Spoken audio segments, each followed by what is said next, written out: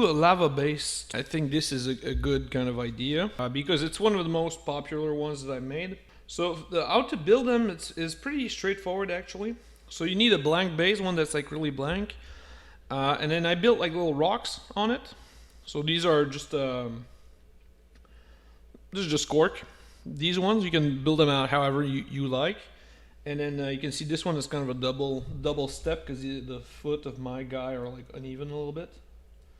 So he needs he needs a little extra help. And then these things are little beads from like a craft store. So you go into a craft store and you go into the scrapbooking section, and they have like these little half beads with like a sticker underneath. So you just have to peel off the sticker because it raises it.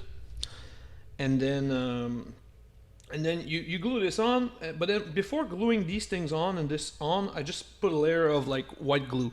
So that kind of takes away the little texture, and it also makes like all these like little elements kind of not like they don't just look like dropped on top. They kind of blend into the bottom of the base, and like as a kind of a side bonus, we get all these little bubbles, which is kind of interesting.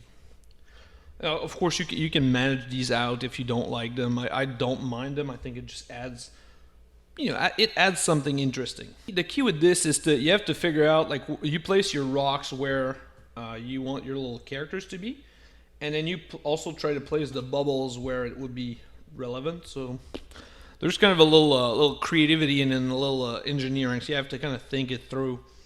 Like most Space Marines have their legs like pulled apart, so you need like either one large rock to make it like this, or like two little rocks like this one. This one's huge, to make him go on there. And then you could also use the scenic base and then just like work around it. But I like this one. I want to try this, just a simple effect. So what we're gonna need, we're gonna start with a good old dry brush technique, because we're gonna do the rocks first. So the rocks, they're black. We're just gonna paint it black just a little bit more. And this, I want to use this one for dry brush. Let's use another one, just to make sure that the black really is black.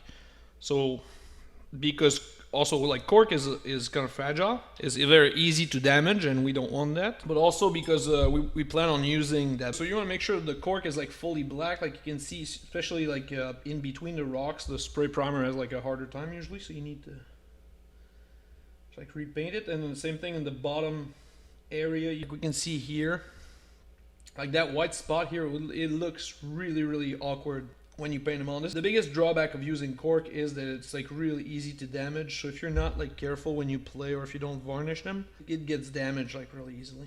And once it's damaged, you have to, like, it's touch-up city. You have to touch it up, and then you break it again. You touch it up, and so on and so forth, because it sticks out like really fast. If we were doing the whole army, that would not really matter, because then we could just like lay it on like on 50 or 60 or however many models you wish to play.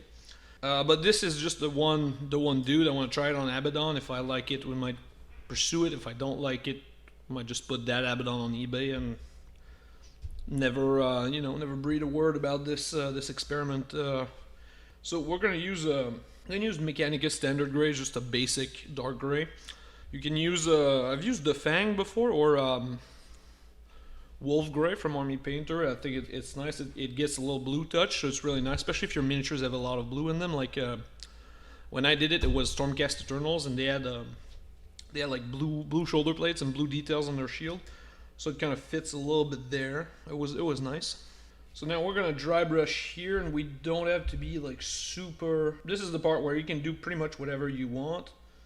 And we're not really too concerned about like creating any OSL or whatever, or having like a lot of plays. We just want to put the rocks with some grays. So you don't really need to do anything fancy. Just pick gray colors that you like. And also you have to be careful when you dry brush not to go too heavy, because you will again damage the cork, and yeah, you don't want that. This is like really fast. Okay, this is not like this is a very simple way to do lava bases, and it's like very striking, which is why I like it. I think in terms of an army, you can get this very visually striking effect in no time, so that's really nice. Other ways to do it, the first one I did was a lot more complex. It looks really good, but it was a lot more complex. This one here is just it's just very striking. So now I'm using Celestra Gray. It's a lighter gray, and we're doing, you guessed it, a lighter dry brush. So for like army painting and not like super cool Abaddon. So we're done with the dry brushing for now. Maybe we revisit it after, but for now, so we're not gonna rinse this brush. We're gonna keep it on the side here, and now we're gonna move on to colors. So you can use right now we're gonna use Mephiston Red, but if you have Evil Sun Scarlet works really well too. I've used it a bunch. I really like it, but right now I have Mephiston Red. It's a little bit darker, so we're gonna add more yellow to it. I have this big airbrush here. If you have a finer airbrush, it's a good idea. You can use your finer airbrush for this. Got a little bit of thinner here. I just want to... Okay.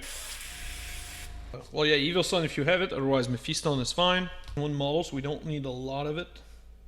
This should be plenty. Maybe a little bit more. It's really thin. There we go. Just give it a little try here.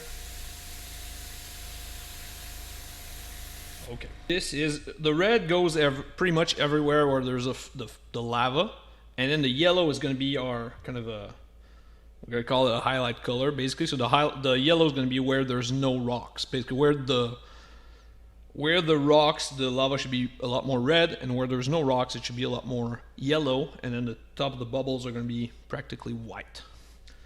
And then a lot of people, they like really almost full white. I'm more into I like the yellow a little bit more. So we're gonna just build it up slowly. So now the key is when you get near the rocks, you want to angle your base so that the overspray kind of hits the bottom, like we see here. The bottom of the base gets the red and nowhere else. Like the top of the rocks does not get any red because we're really angled towards the side, right? So that's kind of the trick, and then we're slowly building it up. Okay, so we're not going fast here, even though it's a speed painting thing, we're going relatively slow.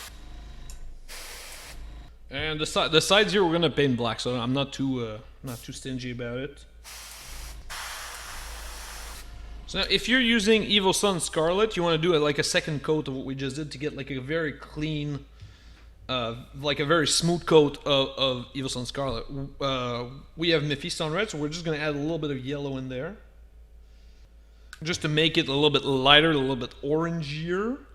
And we're also not going to add much thinner, because now it was like really thin. And I'd like it to cover just a little bit more now. So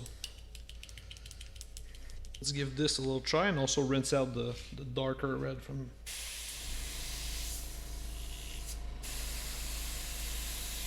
And we're gonna leave very little red, very little of that red here, because it's very dark, and we don't want that much darkness.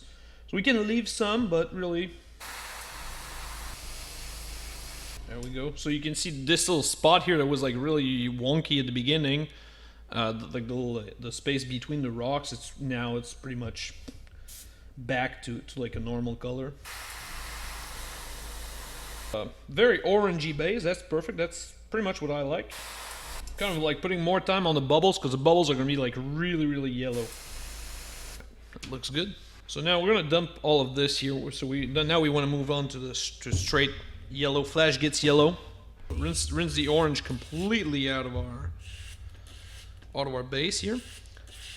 With one base like this, we really don't need a lot. So like this, give it a good. And now you can see the big difference here doing the yellow and the orange, or if you have the Evil Sun Scarlet, the bright red. Yeah, there we go. Okay, so now this is the money. So now we have to start to be a little bit more careful about what we're doing. We don't want the spiders, we don't want the overspray and everything, because now we want to leave some of that orange around the rocks. So we're gonna build it really slowly from the side. Weird because it's crossing that border, but if you block this side here and you can't see the overspray, that's kind of the effect that you want. So you have to kind of imagine that this side here is not like shit, because that's what it's gonna do, you know. It's not you. And you can leave some areas of like a little bit more red through it, but overall. So something like this. So now we're starting to get something very interesting. And now we're gonna add some white. So we can dump this and just keep the leftover, and we're just gonna add some white to there. So we have, you know, like just a little leftover, just so that our white is not like pure, like angry white, you know. So we got our like yellow eyes. You can see it's almost white now. So now we're just basically gonna do the bubbles. So we're gonna go really slowly.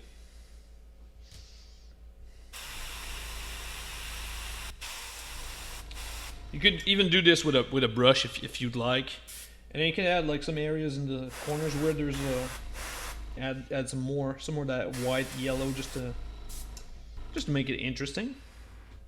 So we get something like this, and now you can see the overspray here is a little intense. That's why we kept our dry brush, and now we can re-dry brush our rocks just to give it that rock color. And I like this, so we're gonna leave it like this. I'm gonna clean the airbrush real quick, just to make sure that it's not like all. This is gonna tone down a lot of the overspray, especially on the top parts. You could even add white; it would work as well, like a even lighter gray. And I'm just doing the kind of the top, so that way the top looks grayer than the bottom, and then that's how you kind of amplify that OSL effect. So now we have this base. We have this base here, which is interesting, and we're just gonna do the side here with black, because that changes it drastically. You're gonna see the base to kind of stop you, but now you can't, because there's no texture. It's just like a flat. It's just a flat surface, so you have to be extra careful. I'm really aiming for more for like two passes than trying to get one smooth. And just to show you guys, this is a side with like a lot of black, and this is the full yellow side. So it looks really like much cleaner for for almost no real reason, or no real effort actually is the. So when you're doing these bases, it's always worth it to do the side, because it takes zero skill, a very short time, but it adds a lot to the effect. So that means it's a worthy technique. All right, so we're gonna give it like a second or so just to dry. We're gonna put it on the side.